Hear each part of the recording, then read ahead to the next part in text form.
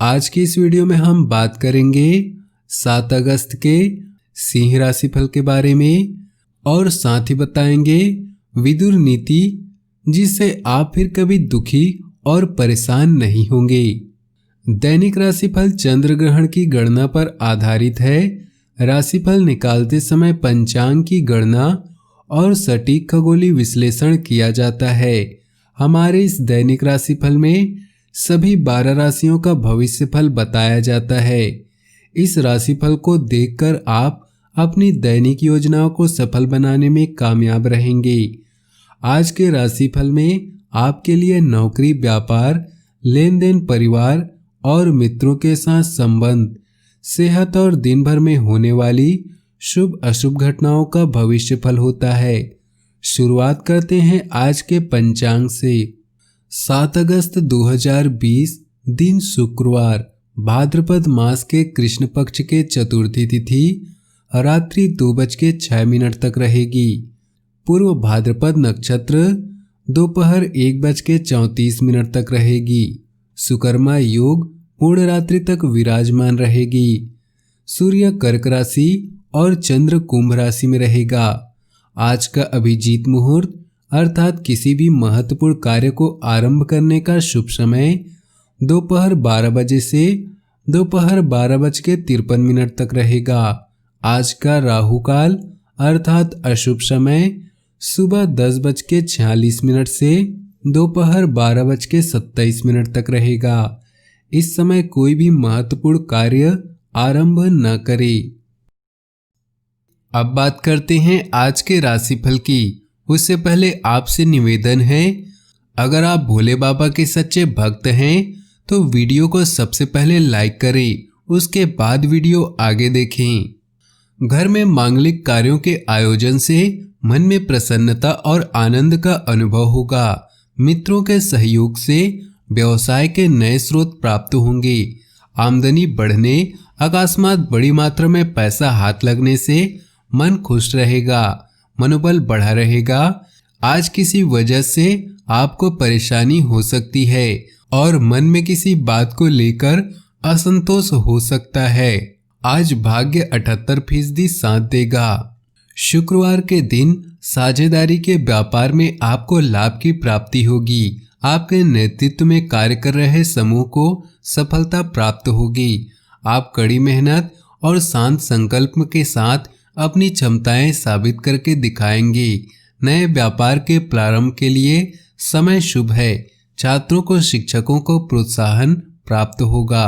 आज के दिन सामाजिक कार्य में फोकस करना चाहिए, जिससे एक अच्छे नागरिक के रूप में छवि बने। बैंक सेक्टर से जुड़े लोगों को लाभ होगा। ड्यू चल रहा टारगेट भी पूरा हो सकता है।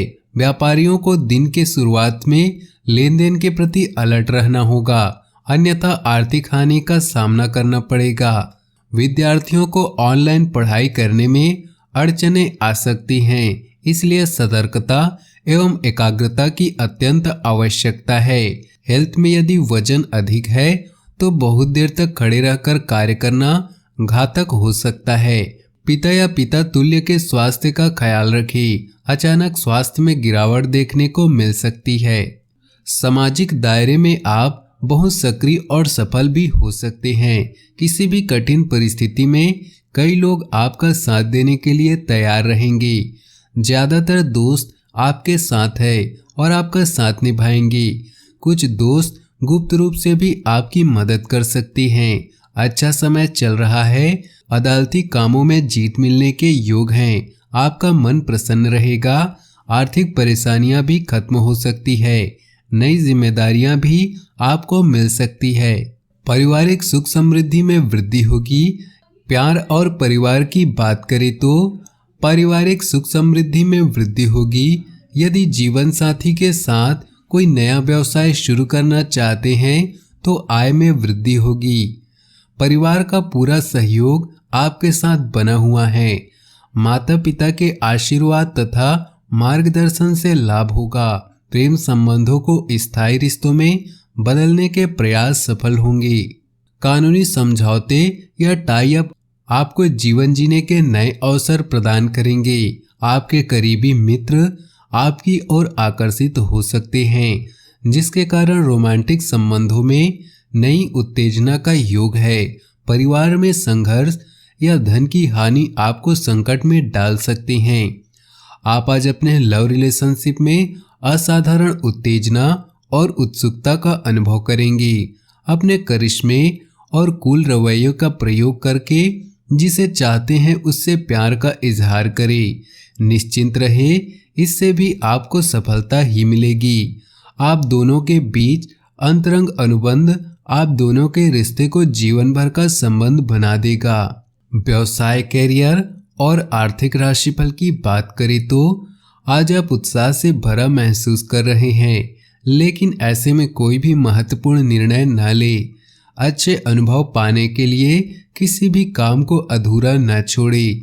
अपनी मंजिल तक पहुंचने के लिए दिमाग को स्थिर रखें। व्यापार संबंधी बैठक या टाई अप आपके लिए सहायक हो सकते हैं। यह सफलता और चार्म का दौर है।